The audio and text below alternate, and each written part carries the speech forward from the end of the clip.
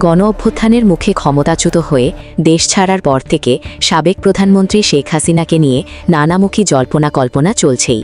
তবে এবার সমস্ত সমীকরণ ও পূর্বের হিসাব নিকাশ ওলটপালট করে দিয়ে তার আগামী ডিসেম্বরেই দেশে ফেরার এবং দলীয় শীর্ষ নেতাদের সাথে নিয়ে আদালতে আত্মসমর্পণের এক নাটকীয় দাবি সামনে এসেছে।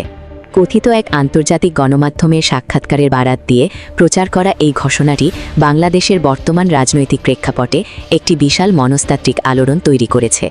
দীর্ঘ ১৭ বছর দেশ শাসনের পর ২০২৪ সালের ঐতিহাসিক ছাত্র জনতার অভ্যুত্থানের মুখে ভারতে আশ্রয় নেওয়া এই প্রবীণ নেত্রী নিজের জীবনের চরম ঝুঁকি এবং আন্তর্জাতিক অপরাধ ট্রাইব্যুনালের সর্বোচ্চ সাজার রায় মাথায় নিয়েও এমন সিদ্ধান্তের কথা জানাচ্ছেন, যা এদেশের রাজনীতিতে এক নতুন কম্পনের ইঙ্গিত দিচ্ছে। পলিটিক্যাল বিশ্লেষকদের মতে নিজের জীবনের নিশ্চিত ঝুঁকি জেনেও এই ধরনের আত্মসমর্পণের ঘোষণা মূলত একটি গভীর মনস্তাত্ত্বিক চাল বা পলিটিক্যাল হাইপ তৈরির কৌশল মাত্র।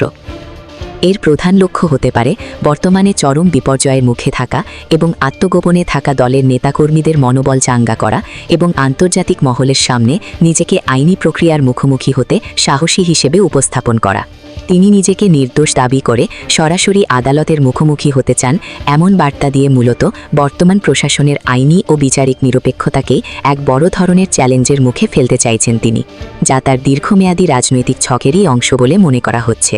যদি এই কথিত প্রত্যাবর্তন বাস্তবে রূপ নেয়, তবে তা বাংলাদেশ ও ভারতের মধ্যকার চলমান কূটনৈতিক টানাপোড়েনে এক বড় পরিবর্তন আনবে।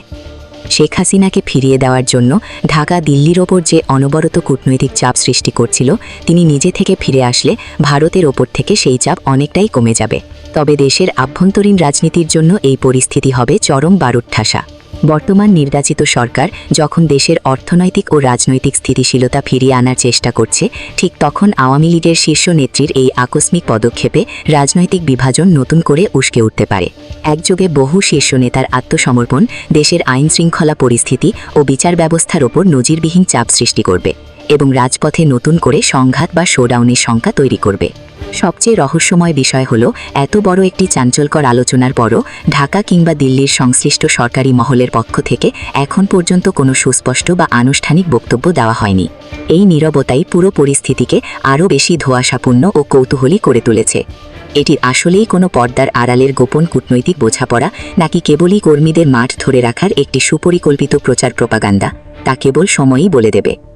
তবে এই ধরনের ঘটনা প্রমাণ করে যে বাংলাদেশের ক্ষমতার দাবার বোর্ডে নাটকীয়তা এখনও শেষ হয়ে যায়নি এবং প্রতিটি চালের প্রভাব শেষ পর্যন্ত দেশের সাধারণ মানুষের ওপরই আছড়ে পড়ে। জাতীয় ও আন্তর্জাতিক এমন আরও গুরুত্বপূর্ণ খবরের বিশ্লেষণধর্মী আপডেট পেতে লাইক, কমেন্ট ও শেয়ার করে আমাদের সাথেই থাকুন। ধন্যবাদ।